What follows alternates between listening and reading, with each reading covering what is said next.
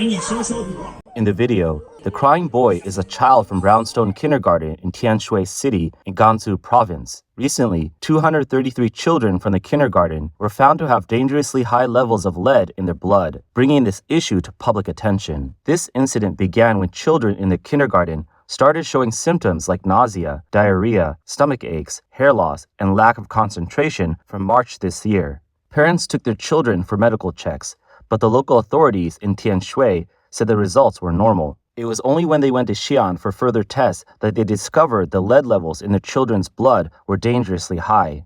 According to a Chinese media report on July 6, several parents from the kindergarten presented test results from the Xi'an Central Hospital between July 3rd and 4th. The reports revealed that most children's blood lead levels range from 200 to 500 micrograms per liter, far exceeding the upper limit of 100 micrograms per liter. One child had a blood lead level as high as 528 micrograms per liter, more than 4 times the limit. Excessive blood lead levels mean the amount of lead in the blood exceeds normal limits, indicating lead poisoning. Lead poisoning can cause a range of abnormal reactions in the nervous system, blood system, and digestive system, affecting the normal function of the body. A parent cried at the protest site, accusing the authorities of standing by and doing nothing. What have the departments been doing? Did they test? Would this have happened if it had been discovered earlier?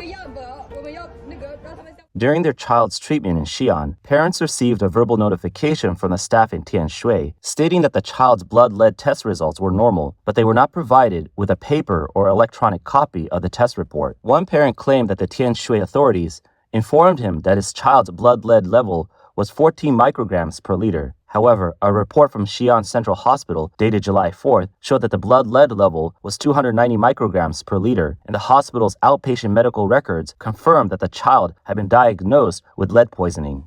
On July 8th, the Chinese authorities released investigation results for this incident, stating that the staff at the kindergarten's kitchen had purchased non-edible coloring through an online platform, diluted it, and used it in the preparation of some foods. The test results showed that food samples from the kindergarten, including red date steamed cakes and corn rolls, contained lead levels 2,000 times higher than national safety standards. Currently, 8 people have been arrested, including the principal of the kindergarten and the kindergarten investor Li Huifang, who had invested in the 4 kindergartens in Tianshui. Even after the official investigation results were announced, a victim's parent posted a video on the 9th claiming that the Tianshui government sent people to Xi'an Hospital to threaten the victim's family into silence. In the Xi'an Central Hospital, where the children with lead poisoning were treated, it was found that the floors where the children were located were isolated from each other to prevent the parents from connecting. Local officials also tried to interfere with the blood lead test results, lowering the recorded levels. The video shows 2 men blocking the hospital room door,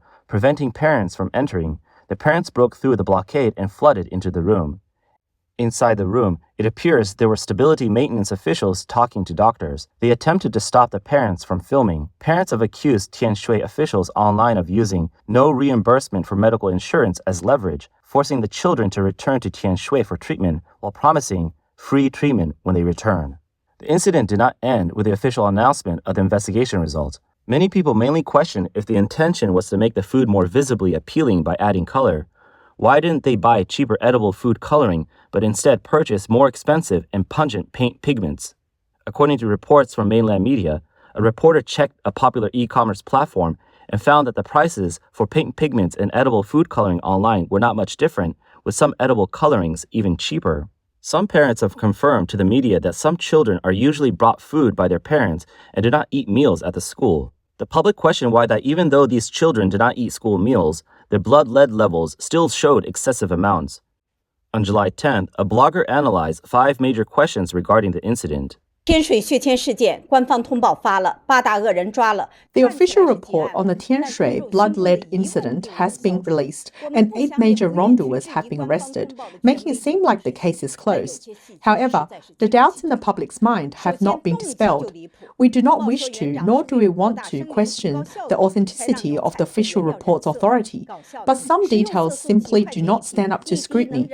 The vlogger analyzed the first issue, which is the absurdity of the official explanation for the motive. It claimed that the principal used paint pigments to dye food to increase enrollment and improve efficiency, but edible food coloring costs only a few dollars per bottle, while paint pigments are not cheaper and clearly labeled as non-edible, would an investor who owns 4 kindergartens risk their reputation, life, and children's health to save such a small amount of money?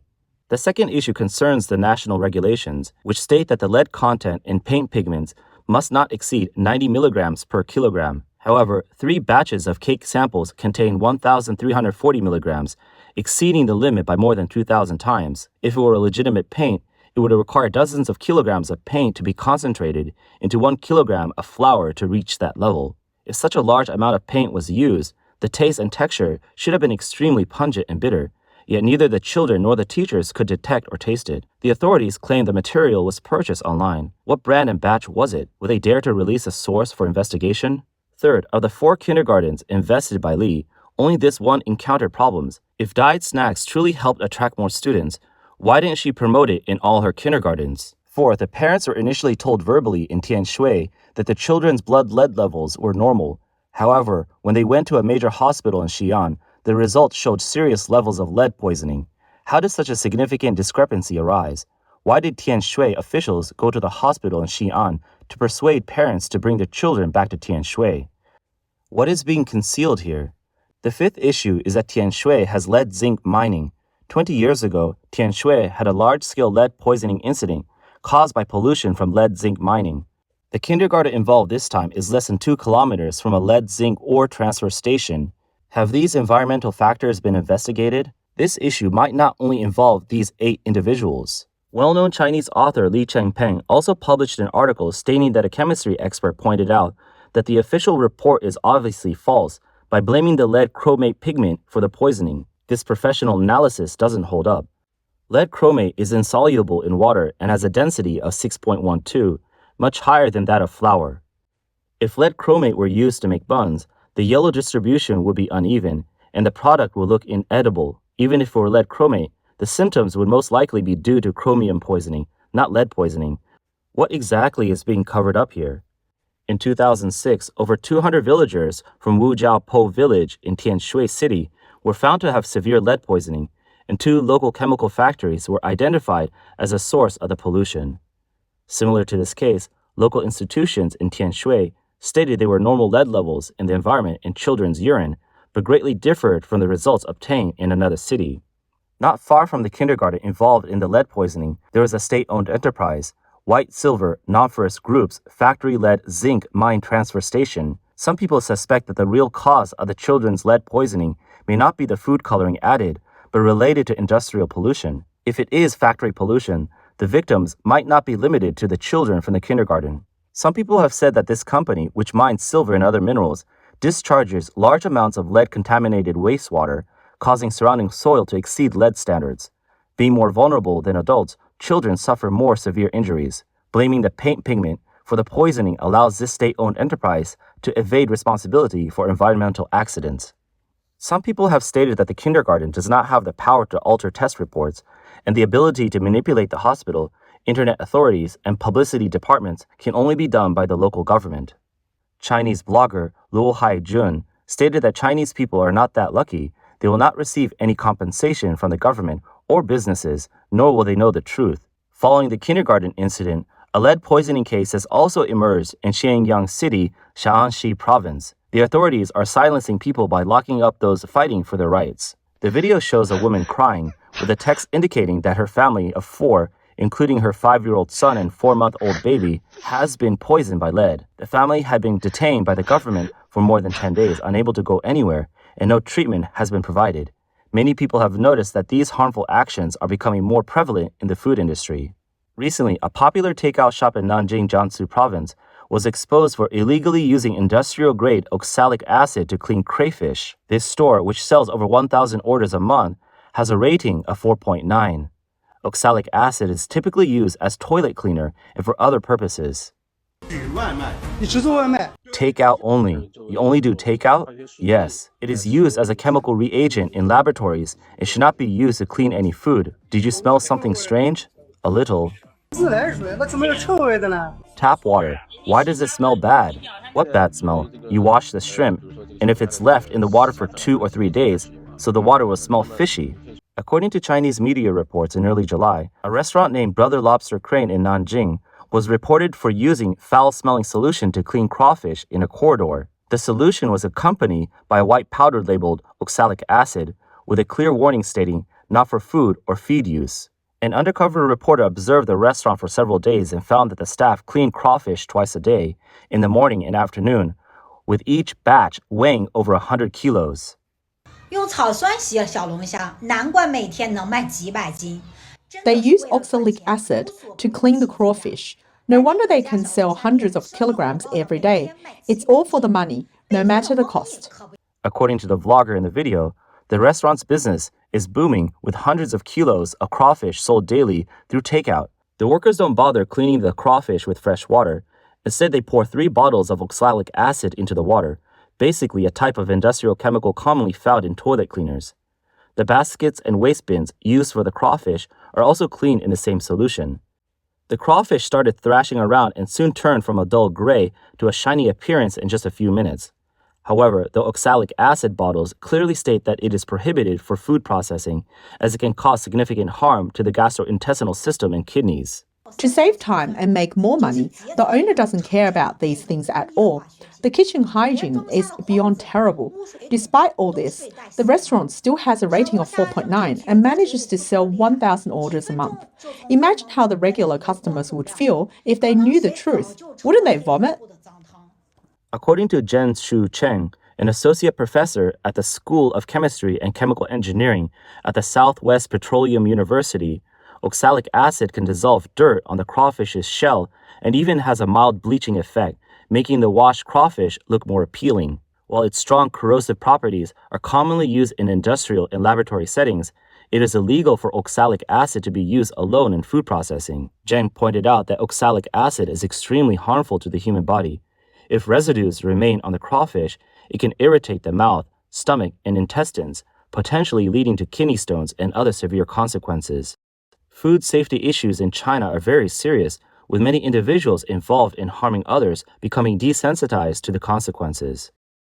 In a separate incident on July 4, 2025, a noodle shop in Shanghai sparked controversy when it resold leftover noodles eaten by customers.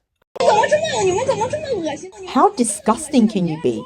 You're bringing food from someone else's table and serving it to me. A woman who had ordered a dish of fried sauce noodles found that the restaurant mistakenly served her leftover tomato and egg noodles that someone else had already eaten. She was disgusted and argued with the staff, who refunded her money. Despite wanting a replacement, the staff's attitude was rude, and they even told her she could complain however she wanted. I feel really uncomfortable. You're serving me noodles that someone else already ate. Why should I even have to say this? I have mouth sores. And what if they have hepatitis B? How disgusting can you be?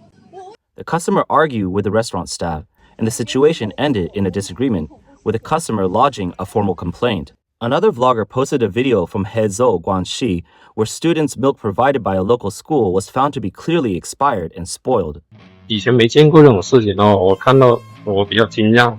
I've never seen these things before, so I am surprised. The food for children have these kinds of problems. A vlogger who ordered takeout was shocked to find that even dogs wouldn't eat the food. Look at the takeout my brother ordered. I was terrified. Luckily, I stopped him before he ate it. Can we eat this? This is a black market product from a small workshop. Fine, here, you eat it. Did you see that? Even dogs reject it. It's so bad that even a dog won't eat it. In another incident, a surveillance camera recorded a man sweeping the floor in what appeared to be a restaurant kitchen. Afterward, he dumped the trash directly into a pot. At this rate, we don't even need the Japanese military to come back and defeat us. We're doing it ourselves. Look at all the food now. Raw poultry, meat. Can they still be eaten? Even rice and noodles, which are essential for every meal, are full of preservatives. It's truly a crime. Suddenly, I feel that some people in China are the worst in the world. When it comes to profit, have our consciences been eaten by dogs? Governments can't even solve the food safety issue. They are truly useless. Recently, a popular Chinese political commentator, Kai Shen-kun, posted a video on X showing a farmer injecting chemical liquid into corn cobs. He said, "Chinese corn is sticky and sweet. This is a miracle of technology. When I was in Hainan, the shrimp farm owner told me not to eat farmed shrimp. He himself never eats it. My hometown introduced great farming techniques, and during the process, they use a lot of chemicals. The farmer never eat their own grapes. This mutual harm is everywhere in China and no one can escape it. Duck, chicken, and pig farmers don't eat animals fed with hormone-laden feed. Rice farmers say they won't eat the rice they sell. Farmers don't eat their own vegetables, and oil sellers won't eat the oil they sell. And so it leads to this absurd situation. You eat my toxic rice, I eat his hormone-injected chicken, he eats her toxic grapes, and she eats his gutter oil. Kai explained that people have grown numb to this harmful mutual dependence, and some even secretly take pride in it. On the surface, it seems the economy is flourishing, and people's living standards are improving, but what they don't realize is that various diseases are becoming more prevalent. Now Chinese people are being mocked for harming their own countrymen. Some people pointed out that even abroad, it's still Chinese people exploiting other Chinese people. 你可以去网上查，我相信你会看到的都是 You can check online, and you will see that Chinese people are exploiting each other more than they are helping each other. At one point, he yelled at me unfairly and blamed me for a mistake made by a Western colleague. When I tried to reason with him, he told me to get lost on WeChat. So I said, fine, I'll leave. I just clocked out, but didn't officially resign. I had already put up with this boss for 6 months. From day one, he was disrespectful to me. He treats the Western employees much better than me. If he treated me even half as well as his Western staff, I would have stayed. You can check online, and I'm sure you'll see more of this. Chinese people exploiting other Chinese people. We always have this idea that fellow countrymen should help each other, and working for a fellow Chinese should be more fulfilling than working for a Westerner because fellow countrymen will help each other. No. If you ever encounter a Chinese company that genuinely helps fellow Chinese, you'll be as lucky as having a pie fall from the sky and hit you. A vlogger recalled working for a Chinese employer overseas. Chinese issues commentator Yue Shan commented that Chinese people weren't like this in the past. In the 1950s and 60s, when the Chinese Communist Party first came to power, people were still relatively simple with basic morals and helped each other. Even overseas, they felt deep ties to their homeland. But after decades of political movements, especially the Cultural Revolution, the Chinese Communist Party destroyed China's true cultural heritage, promoting money-first ideology. As a result, interpersonal conflict and mutual harm have intensified, and the party culture instilled by the CCP will continue to poison Chinese people overseas if not changed.